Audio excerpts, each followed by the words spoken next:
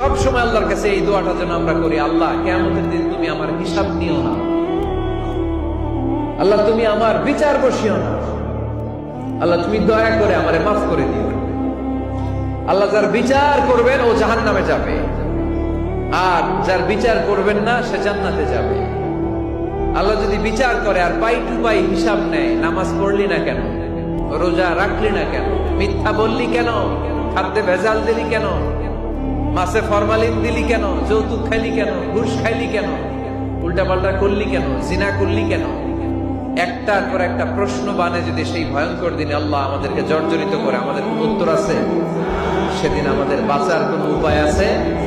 তাই আমরা সবাই আল্লাহর কাছে দোয়া করবো, আল্লাহ কোনো বিচার টিচার মানি না, কোনো বিচার করতে পারবো না, দয়া করবা।